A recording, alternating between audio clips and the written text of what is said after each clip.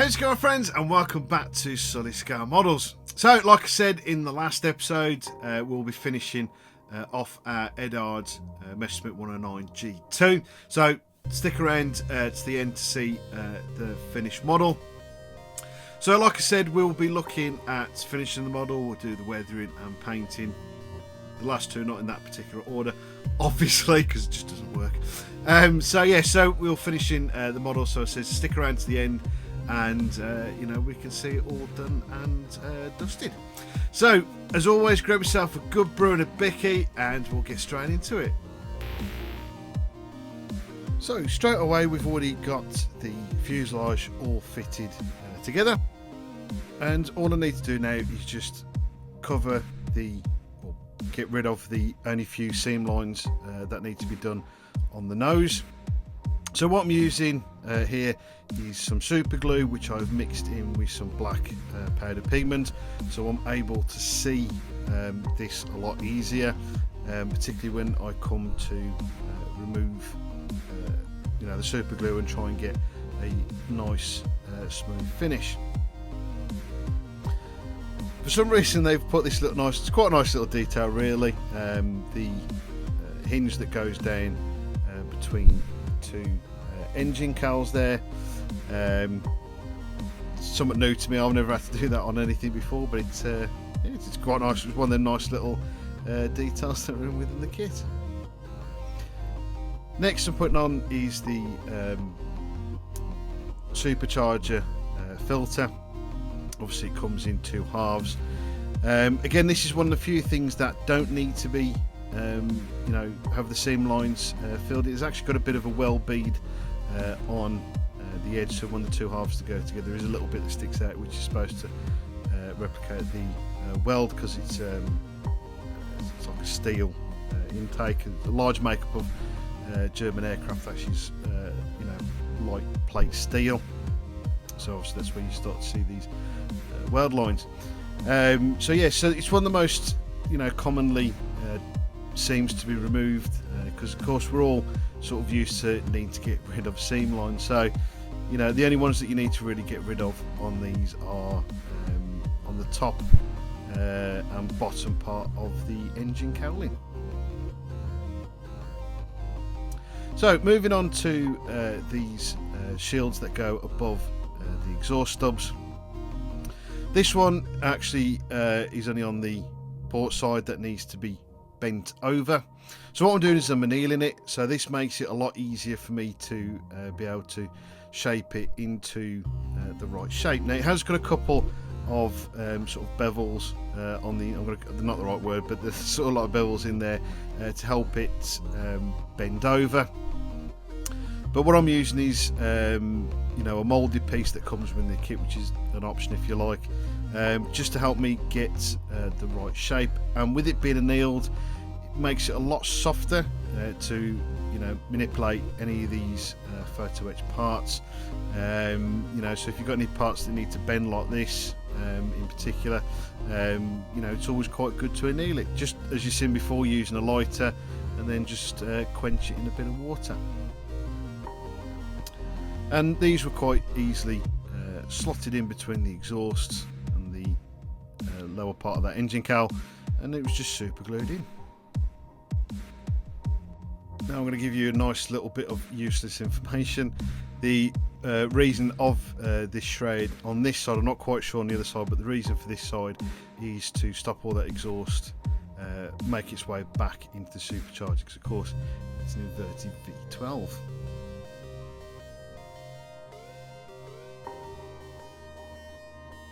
So moving on to the lower part of the wing, we've got a couple of sort of covers that go in the wheel well. They're made up of 3 parts. They're a little bit fiddly to get in, but put together it probably wouldn't have been easy actually to put them together within that space instead of doing them separately. Now what we need to do now before we put the top part of the wing on is drill a couple of holes. Now this is if you're using the option of having the cannon that's slung underneath the wing. If you don't want to have those on, just don't bother drilling them, because you're going to have to fill them in again later on. So there's some more nice detailing in these grates for the oil coolers, which, you know, you don't really need to put these in, to be honest, because you can see from the one on the right hand side, you're really not going to see it. It's a shame, really. We've got the front filter as well that has a really nice honeycomb filter on. The back part of you can't see, the front just about, but you can see once we put these slats, no they're not slats, flaps even, on at the back ones are absolutely completely pointless putting on, because you really can't see those ones at all.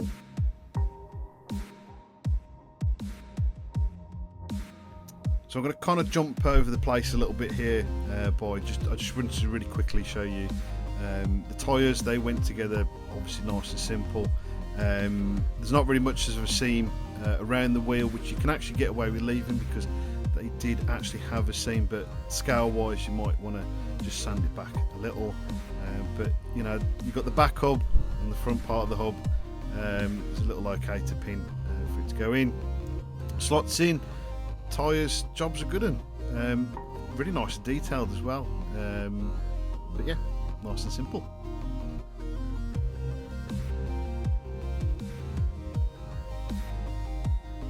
So also within the kit you get some glazing masks. Unfortunately they only give you outside glazing, so I had to hand paint the inside, because because particularly with it being I'm going to have the canopy open, you know, if you just paint it on the outside you're going to get a bit of a glossy finish on the inside. So as you can see, I've panel lined everything, and mistakenly I started with the lower wing colour. What I should have done first, really, which I will do in a moment, is paint the white which is on the wing tips, and there's a white banding that goes around the tail, which you need to paint yourself. But with a couple of light coats over the pre-shading, you know, you can see some of that coming through. So you can see here, like I said, I'm going backwards a bit and masking off and painting those white wing tips and the band that goes around the roof part of the fuselage. Also, while I do this, because I kind of forgot about it a little bit, was painting the yellow on the under part of the nose. So of course, while I was at it, I masked that off as well. Again, of course, this would have been a lot easier to mask off afterwards, before painting the lower part of the wing. So, you know, it was easily done. Didn't really cause any problems. It was just a bit awkward to mask it off. But with the bands that goes around the tail, it's quite simple. You just need to follow the panel lines and just cut a couple of thin strips of masking tape to go around the fuselage, and then just build out a little bit just to protect everything else.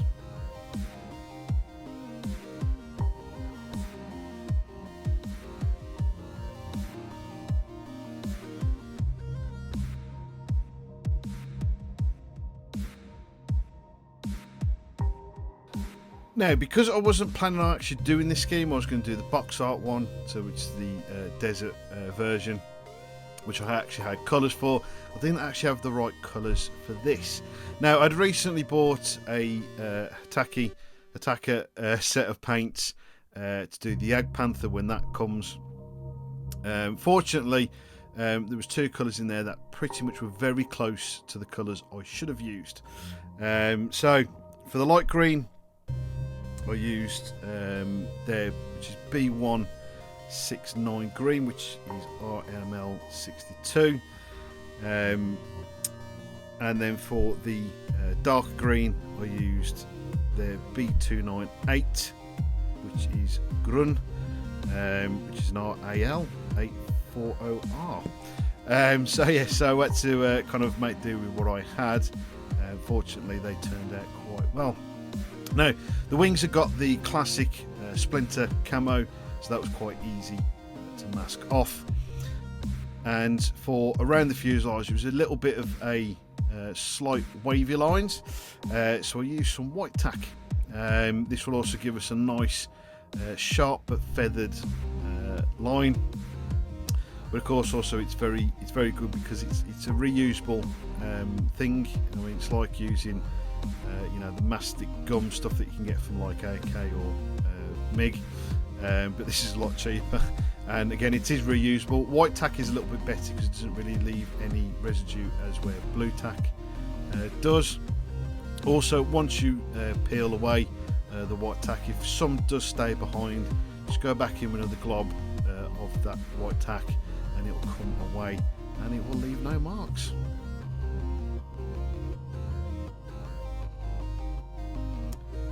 And of course, with both these top coats, again we still want to give it a light layer so we can see all those panel lining that we have done underneath.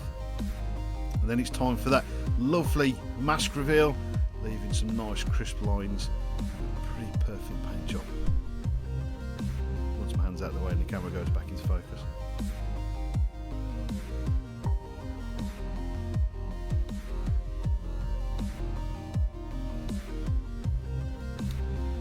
So after removing the white tack, as you can see, I said before, those nice crisp but still feathered lines.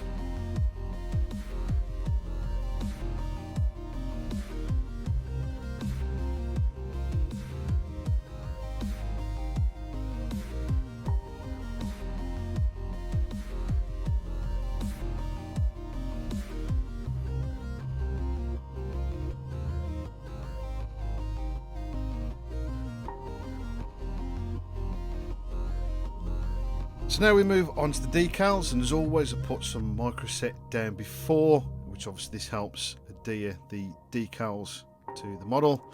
So you can see these are very thin decals. You see they've crumpled a bit there, but they're quite easy to manipulate and pull out straight. But the best thing is about these decals is that they do conform to all the details that are on the model. And then once they're down, give it another good rub over with a paintbrush with some microset on.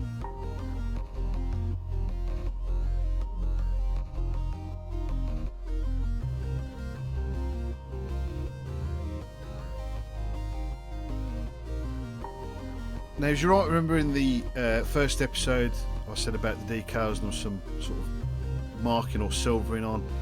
Unfortunately, it doesn't actually go away, but as it turned out, the inner iron cross actually had to be painted anyway, so later on, as you'll see, I'll have to mask it all off and paint it.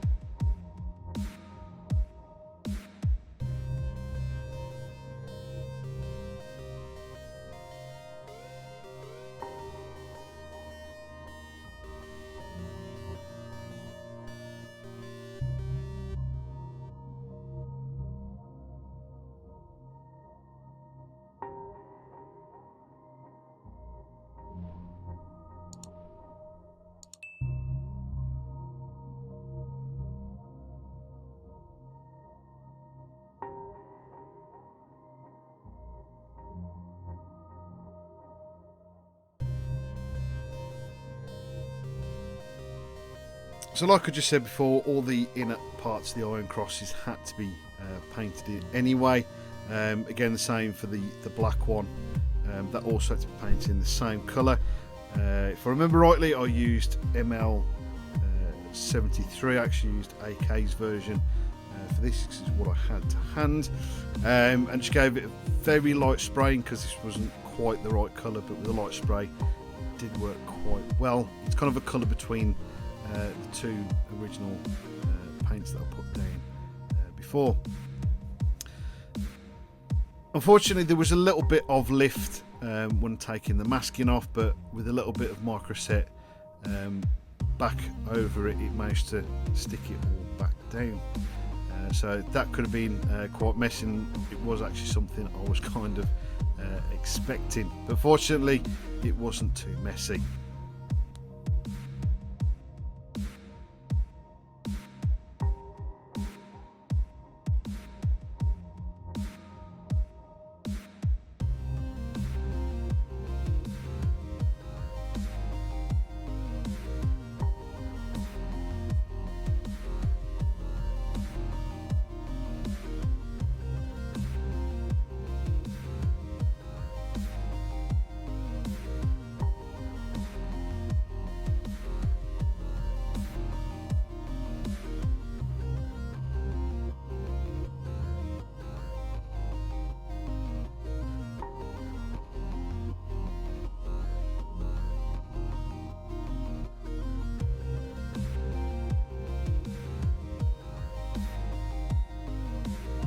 Next was a little bit of chipping.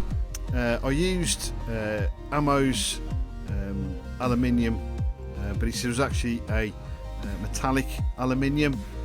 Fortunately, using this a few times before, I know that once I put a matte coat over the top, it will dull it right down, and you won't really notice that it was originally metallic. I do really need to get some proper metallic though.